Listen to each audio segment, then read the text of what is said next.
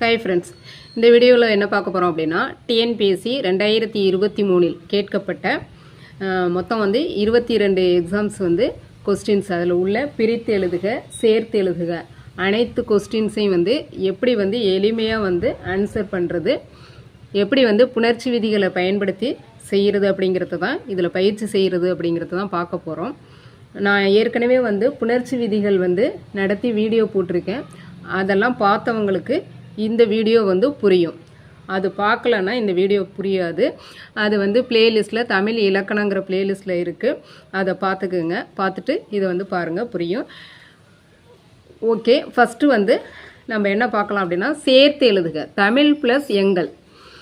இப்போது இந்த தமிழ் ப்ளஸ் எங்கள் அப்படிங்கிறத நம்ம என்ன பண்ணணும், சேர்த்து எழுதுகனாவே புணர்ச்சி விதி பயன்படுத்தணும். அப்போ நிலைமொழி எதை பார்க்கணும்னா நிலைமொழியினுடைய ஈற்றெழுத்து என்ன அப்படிங்கிறத பார்க்கணும். அதே மாதிரி வருமொழியினுடைய முதல் எழுத்து என்ன அப்படிங்கிறத பார்க்கணும்.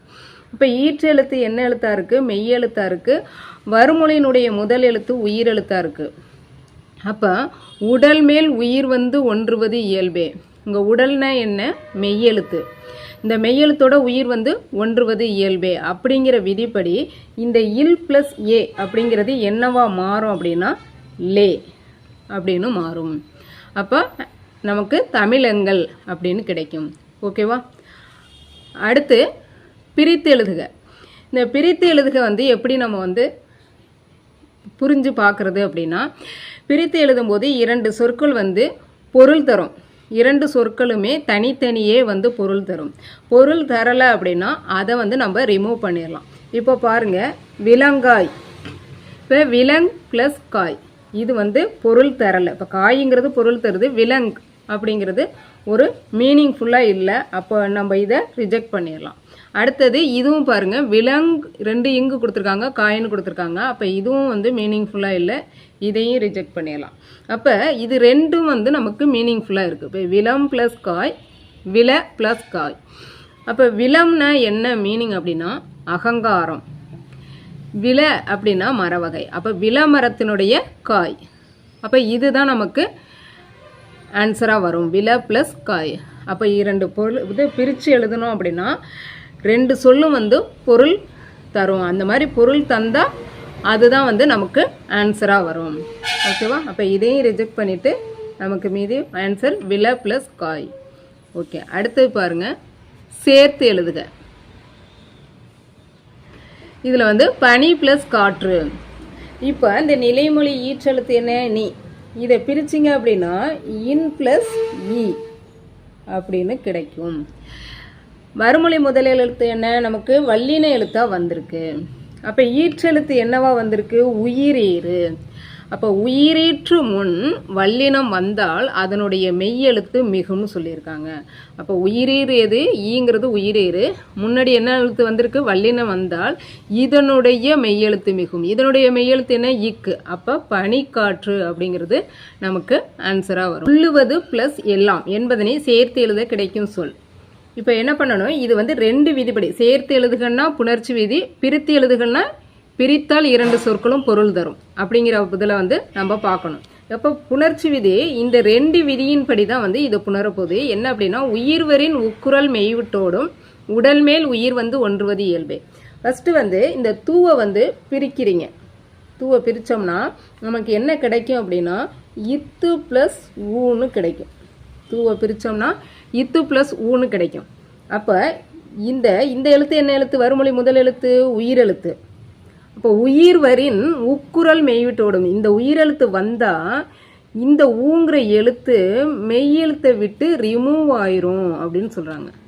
அதான் உயிர்வரின் உக்குரல் மெய்விட்டோடும். இந்த வருமொழியில் உள்ள உயிரெழுத்து வந்ததுன்னா நிலைமொழியில் உள்ள ஊங்கிற எழுத்து இந்த மெய்யெழுத்தை விட்டு போயிடும். அப்போ நமக்கு மீதம் என்ன கிடைக்கும் அப்படின்னா உள்ளுவத் அப்படின்னு கிடைக்கும். இத்து இருக்கும், இந்த ஊ போயிடும். அப்போ இங்கே என்ன இருக்குது? மெய்யெழுத்து இருக்குது. இங்கே என்ன இருக்குது? உயிரெழுத்து இருக்குது. அப்போ உடல் மேல் உயிர் ஒன்றுவது இயல்பே. உடல் மேல் உயிர் ஒன்றுவது இயல்பே. இப்போ இந்த இத்து இந்த ஏ இதை நீங்கள் சேர்த்தீங்கன்னா தே அப்படின்னு மாறும். அப்போ நமக்கு என்ன ஆன்சராக கிடைக்கும்? உள்ளுவதெல்லாம்.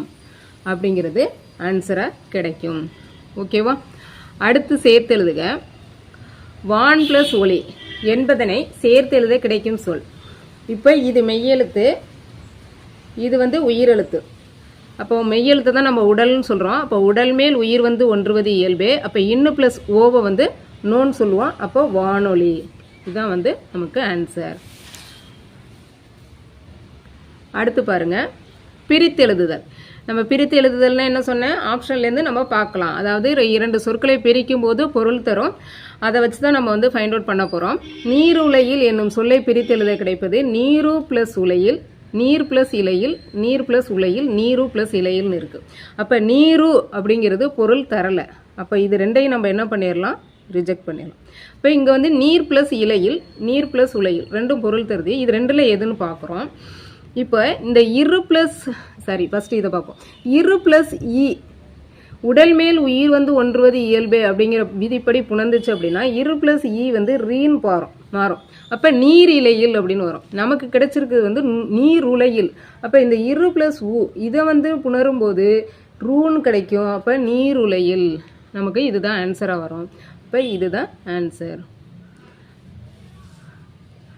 அடுத்து செயல் ப்ளஸ் இலக்க என்பதனை சேர்த்து எழுதுக. சேர்த்து எழுதுகனாவே நம்ம வந்து புணர்ச்சி விதிக்கு வந்துடுறோம். இந்த இல்லு நிலைமொழி ஈற்றெழுத்து மெய்யெழுத்து, வருமொழி முதல் எழுத்து உயிரெழுத்து, உடல் மேல் உயிர் வந்து ஒன்றுவது இயல்பே. அப்போ இல் ப்ளஸ் இ வந்து லீன் மாறும் செயல் இலக்க. ஓகேவா? அடுத்து பாருங்க, சரியான விடையை தேர்க. இப்போ வந்து வின் ப்ளஸ் உண்டு நமக்கு என்ன வரும்னா விண்ணுண்டுன்னு வரணும். இது விண்ணூண்டுன்னு போட்டிருக்காங்க. அப்போ இது தவறு. நூல் ப்ளஸ் அகம் நூலகம்னு வரணும். வின் ப்ளஸ் அழகு விண்ணழகுன்னு வரணும். பண் ப்ளஸ் அழகு பண்ணழகு. இது எப்படி வந்து புணருது அப்படின்னா, தனி குறியில் முன் ஒற்று, அதாவது ஒரே ஒரு குறியில் எழுத்து இருக்குது, அதன் பக்கத்திலே ஒரு மெய்யெழுத்து வருது அப்படின்னா அதை தான் வந்து தனிக்குறியில் முன் ஒற்றுன்னு சொல்கிறோம். உயிர் வரின் இரட்டும், வருமொழி முதலெழுத்து உயிரெழுத்தாக வந்தது அப்படின்னா இந்த ஒற்று இன்னொரு டைம் இரட்டும். அப்போ எப்படி வரும்னா பண் ப்ளஸ் இன் ப்ளஸ் அழகுன்னு மாறும். ஓகேவா? அடுத்து உடல் மேல் உயிர் வந்து ஒன்றுவது இயல்பே. இது வந்து மெய்யெழுத்தை தான் உடல்னு சொல்கிறோம். உயிரெழுத்து ஒன்றுவது இயல்பே. இன்னு ப்ளஸ் ந. அப்போ பண்ணழகு அப்படின்னு புணரும். பால் ப்ளஸ் ஊரும் சேர்த்து எழுதுக. இப்போ இந்த நிலைமொழி ஈற்றெழுத்து என்ன எழுத்து? மெய்யெழுத்து. வருமொழி முதல் எழுத்து என்ன எழுத்து? உயிரெழுத்து. அப்போ உடல் மேல் உயிர் வந்து ஒன்றுவது இயல்பே. இல் ப்ளஸ் ஊ லூ. அப்போ பாலூரும் அப்படின்னு மாறும். அடுத்தது மாசர பிரித்து எழுதுக. இப்போ மாசர அப்படின்னா நான் என்ன சொன்னேன்? பிரித்து எழுதுகன்னா 2 சொற்களை பிரிக்கும் போது 2 சொல்லுமே வந்து பொருள் தரும்னு சொன்னேன். மாச ப்ளஸ் அற இது பொருள் தரலை. அதே மாதிரி மாச ப்ளஸ் உரை இதுவும் பொருள் தரலை, ரிஜெக்ட் பண்ணிடலாம். இப்போ உங்களுக்கு எது குழப்பமாக இருக்கும்? மாசு ப்ளஸ் அறவா மாசு ப்ளஸ் உறவா அப்படின்னு வரும். நீங்கள் வந்து இது ஒழிப்பு முறையிலே நீங்கள் வந்து புரிஞ்சுக்கலாம். மாசர ஆங்கிற ஒழிப்பு முறை வருது, அப்போ மாசு ப்ளஸ் அற அப்படின்னு புரிஞ்சுக்கலாம். இன்னும் நம்ம விதிப்படி போனால் ஏன் அப்படின்னா நான் புணர்ச்சி விதியெல்லாம் சொல்கிறேன் அப்படின்னா இவங்க இது மாதிரி கேட்க மாட்டாங்க, இப்படியும் கேட்கலாம். மாசரை வந்து எந்த புணர்ச்சி விதிகளின்படி புணரும் அப்படின்னு கேட்கலாம். அதுக்காக தான் நான் இது வந்து டீட்டெயிலாக சொல்கிறேன். அடுத்தது இப்போ பாருங்கள், மாசு ப்ளஸ் அற. இப்போ வந்து இந்த நிலைமொழி ஈற்றெழுத்தை பிரிச்சிங்கன்னா சூ வந்து பிரிச்சிங்கன்னா இச்சு ப்ளஸ் ஊ. வருமொழி முதல் எழுத்து என்ன? உயிரெழுத்து. அப்போ உயிர் வரின் உக்குரல் மெய் விட்டு ஓடுமா? இப்போ மெய்யெழுத்தை விட்டு ஊ வந்து நீங்கிரும். மீதி என்ன இருக்கும்? மா இச்சு ப்ளஸ் அறன்னு இருக்கும். அப்போ உடல் மேல் உயிர் வந்து ஒன்றுவது இயல்பே. இச்சு ப்ளஸ் சான்னு மாறும். அப்போ மாசர அப்படின்னு நமக்கு கிடைக்கும்.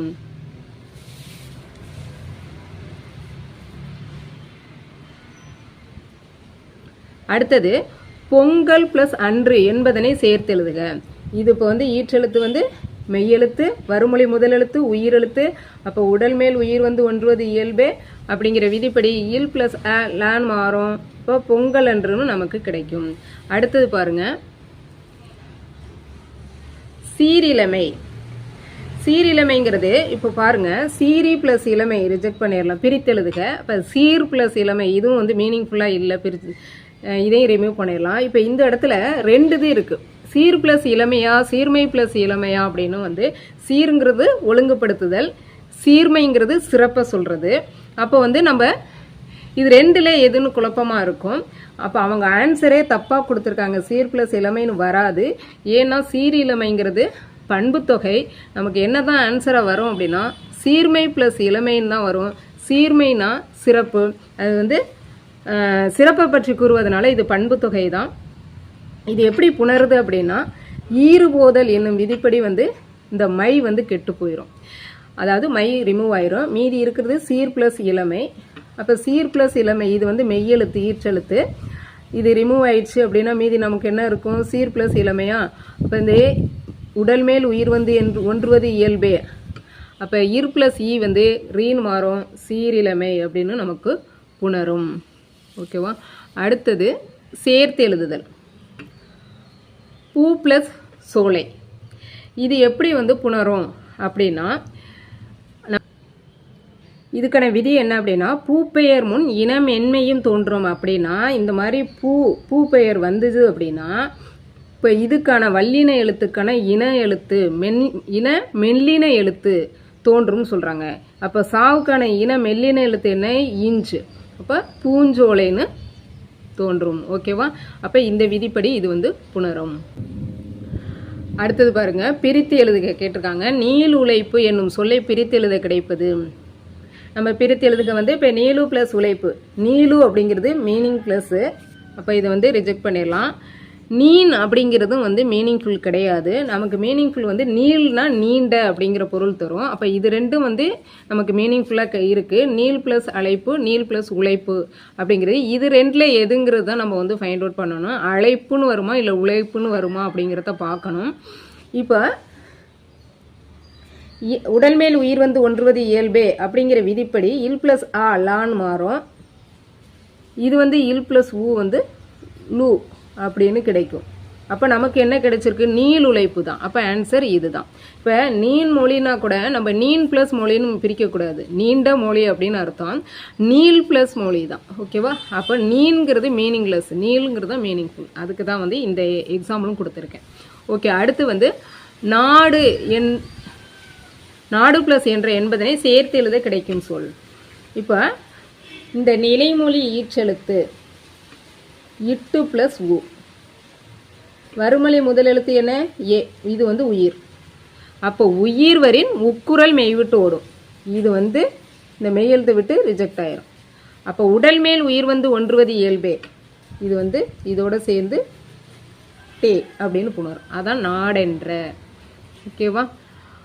ஓகே ஃப்ரெண்ட்ஸ், இது வரைக்கும் நான் சொன்னது வந்து புரிஞ்சிருக்கும்னு நினைக்கிறேன். இது வந்து பார்ட் 1 தான் போட்டிருக்கேன். அடுத்தடுத்து வந்து உங்களுக்கு பார்ட் 2 பார்ட் 3ன்னு வரிசையாக வரும். இது வரைக்கும் நான் சொன்னது புரிஞ்சிருக்கா என்னங்கிறத கமெண்ட் பண்ணுங்கள். இதை கண்டினியூ பண்ணலாமா அப்படிங்கிறதையும் கமெண்ட் பண்ணுங்கள். ஓகே, நன்றி. நெக்ஸ்ட் வீடியோவில் பார்க்கலாம். நன்றி.